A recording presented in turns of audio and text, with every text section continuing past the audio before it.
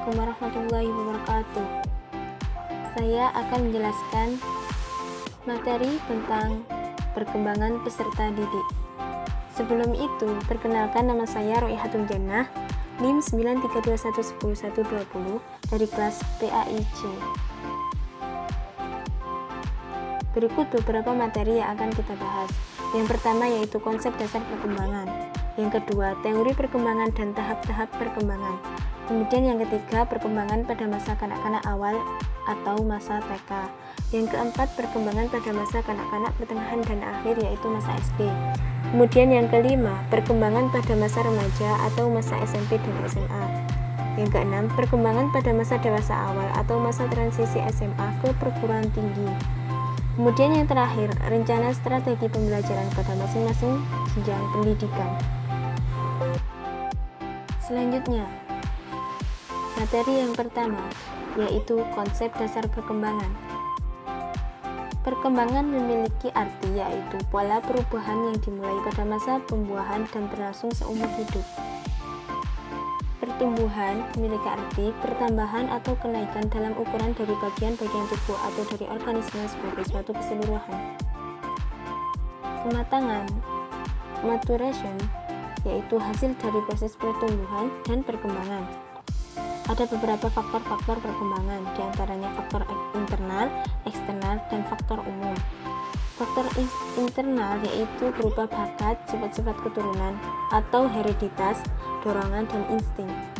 Faktor eksternal yaitu berupa nutrisi atau makanan, iklim, kebudayaan, ekonomi, kedudukan anak dalam keluarga. Faktor umum yaitu inteligensi, jenis kelamin, kelenjar gondok, kesehatan, dan ras. Materi kedua yaitu teori perkembangan dan tahap-tahap perkembangan. Yang pertama, teori perkembangan psikoanalitik. Teori ini memiliki beberapa tahap. Yang pertama yaitu disebut oral, terjadi pada 0 sampai 12 bulan. Yang kedua yaitu tahap anal pada usia 12 sampai 36 bulan. Kemudian tahap valis yaitu pada 36 bulan sampai 6 tahun. Kemudian tahap laten terjadi pada 6 sampai 12 tahun dan genital seperti 12 tahun dan seterusnya. Yang kedua yaitu teori etologi, merupakan suatu tentang perilaku dalam setting yang alami atau ilmu yang mempelajari tentang perilaku bawaan. Teori ini menekankan akan aspek biologis. Kemudian teori ekologi. Teori ekologi menekankan faktor lingkungan yang berpengaruh terhadap perkembangan individu.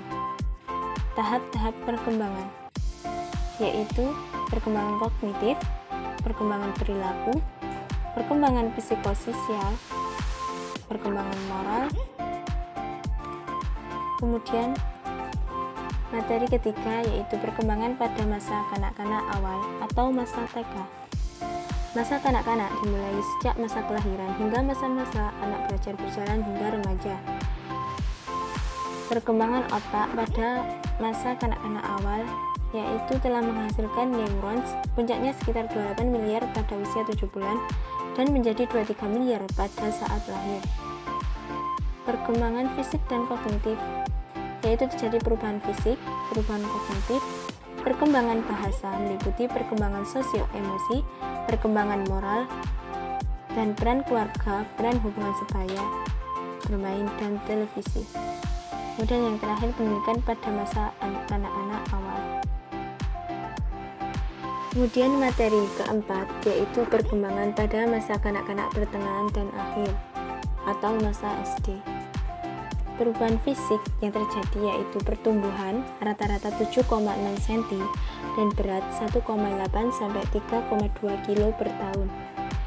Perkembangan otak terkait perkembangan prefrontal konteks atau PF. PF terkait dengan fungsi pemusatan, perhatian, penalaran, dan kontrol kognitif.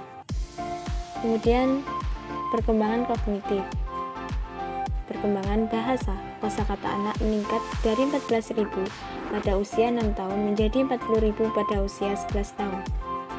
Perkembangan sosial emosi, pemahaman diri menjadi hal yang terpenting. Perkembangan moral dan peran keluarga sebagai pendukung pendidikan mendorong anak berprestasi dan bersosialisasi. Peran sekolah untuk belajar bersosial, mengadopsi standar, dan membentuk rasa percaya diri. Peran teman sebaya yaitu sebagai tempat berinteraksi positif dan menyelesaikan konflik. Permasalahan yang terjadi pada masa ini yaitu terkait dengan adaptasi sosial, akademik, dan pengembangan diri. Pendidikan yang sesuai pada masa kanak-kanak pertengahan dan akhir yaitu dapat mengembangkan karakter, potensi, dan sosial anak.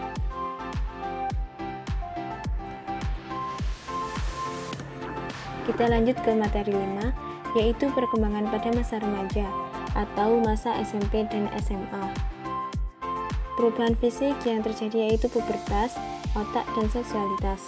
Perubahan kognitif, remaja pada tahap operasional formal dapat berpikir abstrak, idealis, dan logis. Dalam perkembangan sosial emosional, berupaya untuk memahami diri dan menekankan identitas mereka. Peran keluarga memiliki fungsi monitoring. Peran sekolah memiliki peran untuk belajar, bersosialisasi, dan mengembangkan potensi. Peran teman sebaya untuk persahabatan, penyesuaian diri, asmara. Masalah remaja yaitu kenakalan remaja, depresi, masalah sekolah, dan bunuh diri. Kemudian materi yang keenam, kita membahas tentang perkembangan pada masa dewasa awal atau masa transisi SMA ke perguruan tinggi. Masa dewasa awal terjadi sekitar usia 18 sampai 25 tahun.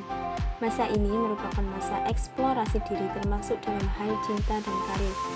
Namun, juga sekaligus masa ketidakstabilan dalam hal tersebut. Perkembangan fisik.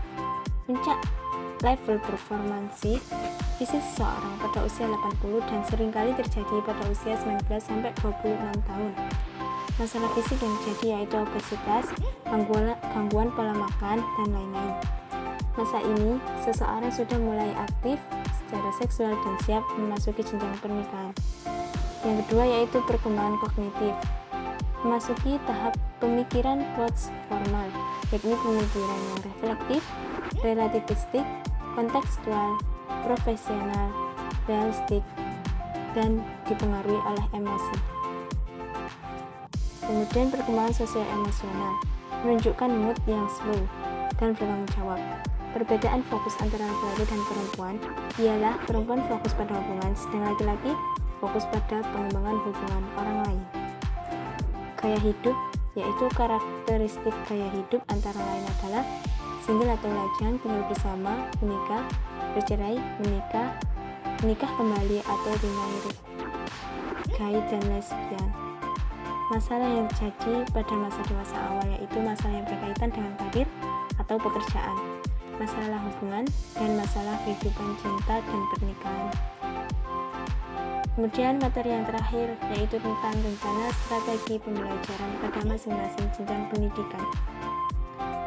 Masa kanak-kanak awal sekitar usia 2-6 tahun dan berada pada jenjang PAUD atau TK, berada pada tahap perkembangan kognitif pra-operasional. Strategi pembelajaran yang tepat pada masa kanak-kanak awal yaitu bermain, bercerita, berkelompok, demonstrasi, strategi tanya jawab sederhana, strategi cycle with time atau CTT, memberi tugas, dan lain-lain. Masa kanak-kanak akhir sekitar usia 6-12 tahun dan berada pada jenjang pendidikan sekolah dasar. Pada masa ini, anak berada pada tahap perkembangan kognitif operasional konkret.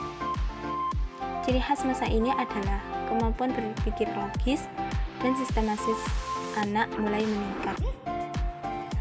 Strategi pembelajaran yang tepat pada masa kanak-kanak akhir yaitu tanya jawab, diskusi, kerja kelompok, eksperimen, bermain, menggunakan teknologi, dan lain-lain. Masa remaja sekitar usia 10-18 tahun. dan berada pada jenjang pendidikan SMP dan SMA. Pada masa ini berada pada tahap perkembangan kognitif operasional formal. Ciri khas masa ini adalah remaja mampu berpikir abstrak sehingga bernalar logis. Strategi pembelajaran yang sesuai untuk remaja yaitu diskusi partisipatif, tanya jawab, presentasi, eksperimen, demonstrasi, mini riset, dan lain-lain. Sekian materi yang bisa saya sampaikan. Semoga bermanfaat. Terima kasih. Wassalamualaikum warahmatullahi wabarakatuh.